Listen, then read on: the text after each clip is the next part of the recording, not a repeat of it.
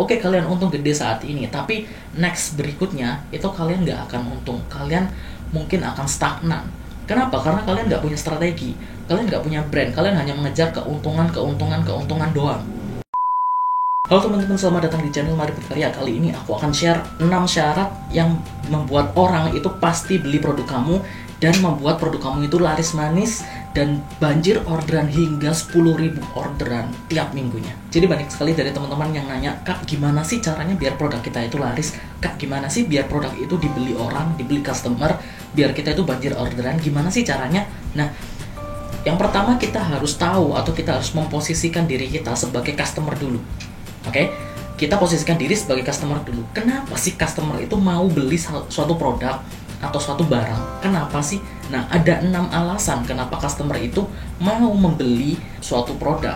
Alasan yang pertama adalah yang pasti sebagian besar orang Indonesia itu suka produk yang murah. Jadi produk kamu harus murah. Loh, kalau misalnya produknya kita jual dengan harga murah, aku ngambil untungnya gimana? Kan rugi nanti kalau misalnya aku jualan produk yang harganya murah-murah terus gitu kan. Oke, customer beli, tapi nanti aku kan rugi. Tunggu dulu, kita posisikan dulu sebagai customer dulu. Kita semua sepakat bahwa kalau misalnya kita jualan produk murah, ya kan, produk yang di bawah harga pasar, pasti akan banyak yang beli, oke? Itu setuju dulu ya, terlepas dari nanti kita rugi atau enggak. Jadi syaratnya kamu harus jual produk yang murah. Nanti untungnya kayak gimana? Apakah nanti akan rugi? Ya, di awal memang kamu akan rugi.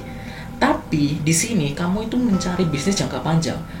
Jangan mencari bisnis yang hanya untung sesaat. Coba bayangkan kalau misalnya kamu jualan produk katakanlah sepatu, tas atau apapun, kamu jual dengan harga yang standar. Harga yang misalnya kamu dapat berapa, kamu naikkan marginnya sedikit katakanlah kayak gitu, terus kamu jual dengan harga standar yang pada umumnya. Apakah customer mau beli? Mungkin ada yang mau beli, ada yang enggak. Tapi kalau misalnya kamu jual produknya dengan harga yang murah, lebih murah dari harga pasar, pasti akan banyak yang beli. Kalau misalnya sudah banyak yang beli, otomatis kamu bisa mengembalikan produk itu di harga normal, dan nanti customer itu akan tetap beli. Kenapa bisa tetap beli? Syarat yang kedua, kenapa customer mau beli adalah punya reputasi atau review yang bagus. Oke? Jadi strategi yang pertama tadi, kamu jual produk dengan harga murah, itu sebenarnya untuk mendapatkan review, untuk mendapatkan testimoni, untuk mendapatkan reputasi, biar semakin banyak orang yang ngomongin, aku beli produk ini loh, bagus loh produknya kayak gini-gini. Biar semakin banyak perbincangan. Biar kalau misalnya kita jualan di marketplace kayak Shopee, Tokopedia, bintangnya itu banyak dulu. Oke? Karena apa? Karena customer akan beli karena harganya di bawah harga pasar. Kayak gitu. Oke, kita rugi di awal, anggap aja itu adalah biaya marketing atau biaya iklan atau biaya promosi kita. Daripada kita stuck di jualan yang seperti biasa tanpa ada pembeli, kita nunggu pembeli doang gitu tanpa strategi, jual dengan harga normal terus tapi nggak ada yang beli, pilih mana? Ya kan? Nah, setelah kamu itu sudah banyak yang beli, pasti sudah banyak reputasinya, pasti sudah banyak bintangnya, reviewnya juga sudah banyak. Nah, dari situ kamu mulai membangun kepercayaan, kamu mulai membangun yang namanya koneksi, kamu mulai membangun hubungan dengan calon pelangganmu atau customermu. Contoh gampangnya ini bisa diterapkan di pengalamanku sebelumnya. Kalau misalnya kita jualan, katakanlah nih kita jualan keripik katakanlah dulu ya, itu dapat order, sekali order itu ada 4.000 piece, 4.000 produk lah katakanlah dalam sekali order. Tapi karena aku membebankan ongkos kirim yang terlalu mahal ke customer, akhirnya customer gak jadi beli karena ongkos kirimnya mahal. Oke? Paham sampai situ ya? Karena aku jualan dengan harga normal, ya aku ngambil margin, aku ngambil untung, dan ongkos kirimnya aku bebankan ke customer. Kayak gitu. Waktu itu untungku mungkin sekitar 6 jutaan. Kayak gitu, dalam sekali order. Tapi ordernya itu gagal. Meskipun berhasil pun, customer gak akan mau beli lagi. Karena apa? Karena berpikir bahwa kita mahal. Jadi keuntungan sesaat, keuntunganku 6 juta itu hanya aku dapatkan saat itu juga. Bayangkan kalau misalnya aku mensubsidi ongkos kirim. Contohnya ongkos kirimnya nggak jadi banyak, tapi ya aku subsidi. Keuntunganku mungkin berkurang atau mungkin aku bahkan rugi gitu loh. Di orderan pertama, misalnya order 4.000 piece, mungkin aku rugi, katakanlah aku minus 100.000 katakanlah. Minus 100.000. Ya nggak apa-apa, kenapa? Karena dia akan puas dengan produknya, dia sudah order. Nah, nanti di kemudian hari dia akan order lebih banyak lagi, lebih banyak lagi, lebih banyak lagi. Dulu itu kalau nggak salah, kalau misalnya di janjinya dia akan order 10.000 pieces per minggunya. Kalau misalnya di 4.000 produk itu berhasil. Tapi pada waktu aku memberikan harga, ternyata dia nggak deal karena harganya terlalu mahal. Kayak gitu. Coba kalau misalnya waktu itu aku subsidi ongkos kirim, oke, aku rugi nggak apa-apa. Tapi di bulan berikutnya atau di minggu berikutnya dia akan order terus. Nah, aku akan mengambil keuntungan yang sedikit, sehingga kalau misalkan reputasiku udah naik, aku akan beralasan bahwa aku akan upgrade bahan baku, upgrade pengiriman dan sebagainya, sehingga aku bisa menaikkan harga jual. Dan dari situlah aku dapat keuntungan. Kenapa bisa seperti itu? Karena orang itu sudah percaya dengan aku terlebih dahulu. Kalau misalkan di awal itu kita menarget margin atau keuntungan yang setinggi-tingginya, ya nggak akan deal. Seperti pengalamanku dulu, gitu, nggak akan deal. Dan kita nggak akan dapat next step-nya, kita nggak akan dapat orderan berikutnya. Karena itu yang pertama tadi, kalian jual dengan harga murah dulu. Kalau misalnya reviewnya udah bagus, ratingnya udah bagus, baru kalian jual dengan harga normal. Kemudian ada juga yang nomor 3, syarat atau cara biar orang itu mau atau pasti membeli dengan tanda kutip memaksa dalam tanda kutip ya, bukan memaksa kamu harus beli, nah, kayak gitu. Tapi kita seolah-olah memaksa customer akan ada desakan atau paksaan untuk membeli produk itu sekarang juga, saat ini juga. Contohnya seperti ini.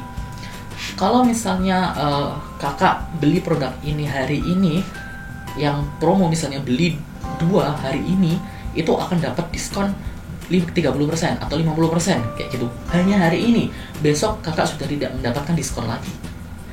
Saat itu customer akan berpikir bahwa kalau misalnya aku beli hari ini, aku pasti akan untung. Kayak gitu. Itu salah satu contohnya. Bisa jadi yang kedua juga terkait dengan stok. Katakanlah ini produknya tinggal 3 dan kita nggak akan produksi lagi. Ini produk terakhir tinggal 3. Kalau misalkan kakak beli sekarang, ya kakak bisa dapatkan produknya. Kalau enggak, ya mungkin besok ada yang beli, atau mungkin nanti sore ada yang beli, kayak gitu. Jadi aku sarankan mending kalau misalnya kakak sudah yakin, beli sekarang juga, karena ini terbatas, kayak gitu. Ada desakan seolah-olah bahwa kita atau customer itu harus membeli produk itu, kayak gitu. Jadi kita sebagai penjual itu harus bisa membuat paksaan secara tidak langsung kepada customer, bukan memaksa secara langsung ya, tapi memaksa secara tidak langsung, sehingga customer akan berpikir bahwa mereka harus beli produk ini sekarang. Kalau enggak, besok nggak akan dapat untung, besok nggak akan dapat ini, nggak akan dapat diskon, nggak akan dapat produknya, nggak akan dapat apa, kayak gitu. Kemudian yang nomor 4 adalah jual ke orang yang tepat. Oke, jual ke orang yang tepat. Ini seringkali jadi masalah bagi teman-teman, yang teman-teman itu mikirnya kalau misalkan jualan produk itu ya jualan ke semua orang gitu. Enggak, teman-teman. Kayak gini deh contohnya. Kalau misalnya kamu jualan, katakanlah gelang dari misalnya rumput, atau gelang dari serat kayu, atau gelang dari apa gitu ya, yang itu disukai banget sama orang-orang yang hobi hiking atau naik gunung atau berpetualang. Nah, kalau misalnya kalian jual gelang itu ke orang-orang biasa, ke orang-orang normal, ke kantoran atau ke mahasiswa yang nggak hobi bepergian, nggak hobi traveling, nggak hobi naik gunung, nah mereka apakah akan mau beli produk itu? Enggak. Oke. Meskipun produk itu harganya cuma katakanlah 100.000 aja, mereka nggak akan beli. Kenapa ya? Karena nilainya mereka itu nggak dapat. Tapi kalau misalnya kalian jual produk itu dengan cerita, dengan istilahnya value ke orang-orang yang suka naik gunung, yang suka traveling, maka mereka akan bisa atau mau beli produk itu dengan harga mahal sekalipun. Kenapa? Targetnya pas. Contoh lagi, kalau misalnya kamu katakanlah jualan produk yang unik, katakanlah etnik, barang-barang yang sudah lama kayak gitu ya. Kalau kamu jualnya itu ke orang biasa, ya orang mana mau beli gitu loh. Udah barangnya kotor, udah barangnya lama, udah barangnya itu nggak bisa digunakan, katakanlah kayak gitu, barang-barang antik lah.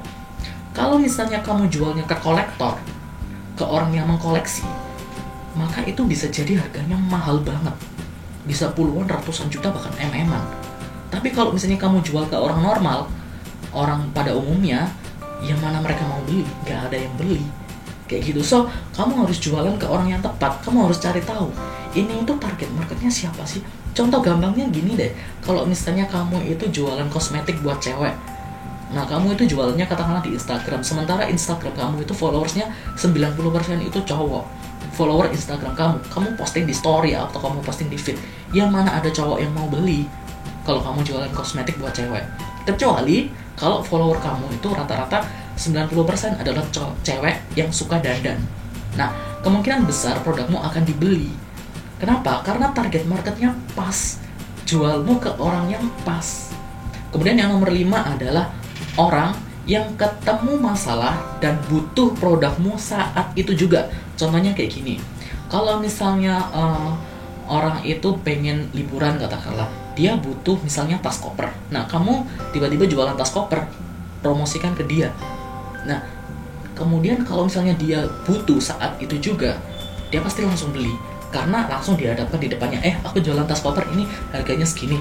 Udah, mereka langsung beli. Kenapa ya? Karena dia butuh sekarang gitu loh, butuh saat itu juga. Oke, tapi untuk menemukan orang yang butuh itu susah banget.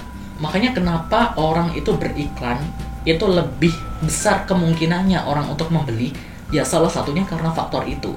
Karena faktor di luar sana itu ada banyak sekali orang yang butuh berbagai macam produk. Ada yang butuh katakanlah sepatu. Hari itu juga misalnya besok dia akan pertandingan, sepatunya rusak. Nah, saat itu dia butuh sepatu. Kalau misalkan kita mengiklankan, kalau misalnya kita beriklan katakanlah di Facebook atau Instagram atau dimanapun, kalau misalnya orang itu melihat postingan iklan kita dan postingan iklan kita itu bagus, mereka pasti akan langsung beli. Gitu. Kenapa? Karena ya itu, mereka butuh saat itu juga. Nah, cara nge-reach, cara istilahnya menjangkau orang-orang yang seperti itu, ya salah satunya dengan beriklan. Yang aku tahu yang paling manjur istilahnya ya dengan beriklan. Kayak gitu. Makanya kenapa ada iklan yang bocos, ada iklan yang enggak, itu karena ya itu tadi, iklannya atau produknya itu enggak ketemu dengan orang yang pas. Itu tadi, kemudian enggak ketemu dengan orang yang butuh. Kayak gitu. Makanya iklan itu sebenarnya ada trik, ada strateginya. Seperti yang aku sudah jelaskan di video ini atau di link di description box di bawah, itu aku sudah praktekkan dan sudah kasih detail tentang iklan itu kayak gimana sih biar kita itu untung di iklan. Kemudian syarat yang nomor 6 yang terakhir adalah brand kamu sudah terpercaya. Oke, kalau misalnya di awal-awal mungkin ini nggak bisa, ini nggak mungkin karena membangun brand itu nggak semudah itu. Nggak semudah kita bayar orang untuk bikinin brand, kemudian brand kita itu bisa terkenal, bisa terpercaya gitu, nggak. Brand itu ada prosesnya, ada milestone-nya, ada istilahnya tahapan-tahapannya yang harus dilalui oleh brand. Dan aku nggak bisa jelaskan di video ini. Makanya untuk yang terakhir ini, kalau misalnya kalian katakanlah sudah berkeinginan untuk membuat toko atau membuat sebuah jualan, kalian pastikan untuk bikin brand juga. Jangan jualan itu hanya untuk untung sesaat, untung saat ini juga. Oke, kalian untung gede saat ini, tapi next berikutnya itu kalian nggak akan untung. Kalian mungkin akan stagnan. Kenapa? Karena kalian nggak punya strategi, kalian nggak punya brand, kalian hanya mengejar keuntungan doang. Kayak gitu teman-teman. Jadi bisnis itu bukan sesimpel kita jualan. Kalau misalnya beda ya, kalau misalnya bisnis sama jualan kayak gini. Kalau jualan itu kita pokoknya targetkan pembeli biar kita itu untung, itu jualan. Tapi kalau kita bisnis yang jangka panjang, nggak bisa kayak gitu. Kita harus susun strateginya. Bulan pertama kayak gini, bulan kedua kayak gini, bulan ketiga kayak gini. Kemudian direview, dilihat pakai strategi yang mana lagi. Kita pivot, ganti strategi dan sebagainya. Itu banyak hal. Jadi kalian nggak bisa menentukan bahwa kalau misalnya aku jualan dengan harga murah, katakanlah yang pertama tadi ya, berarti aku akan rugi terus. Enggak. Kalau misalnya kalian punya strategi, kalian nggak akan rugi terus. Kayak gitu. Jadi jangan berpikir bahwa kalau misalnya hari ini nih, untungku katakanlah cuman Rp1.000 per hari. Jangan bilang bahwa untung itu Rp1.000 itu akan berjalan terus. Enggak. Kita bukan karyawan yang gajinya itu tetap tiap bulan. Enggak. Entrepreneur atau pebisnis itu gajinya enggak tetap. Jadi bisa jadi sekarang rugi, bisa jadi bulan depan untung, bisa jadi rugi lagi, bisa jadi untung langsung gede, kemudian bisa jadi rugi lagi. Itu tergantung dari strategi kita, tergantung dari bagaimana kita menyikapinya. Jadi bukan berarti kalau misalnya sekarang kalian rugi, berarti kalian akan rugi terus. Enggak. Bukan berarti sekarang kalau misalnya kalian itu untung gede, kalian bakal untung gede terus. Enggak. kayak gitu. Jadi jangan menyimpulkan bahwa masa depan itu akan sama. Jadi kalian harus punya mindset itu sebagai pebisnis. Semoga informasi tadi bisa bermanfaat bagi kalian, dan jangan lupa untuk share video ini ke teman-teman kalian biar mereka pada tahu gimana sih kalau misalnya orang atau pembeli itu pasti membeli produk kita, syarat-syaratnya itu apa saja sih, dan apa yang harus kita lakukan sebagai penjual agar produk kita itu bisa dibeli dan bisa banjir orderan. Jangan lupa juga untuk klik tombol like-nya, kemudian subscribe channel ini dan nyalakan notifikasinya biar kalian tahu update terbaru tentang bisnis dan informasi lainnya yang berhubungan dengan bisnis kalian. Dan sampai jumpa di video berikutnya. Dadah.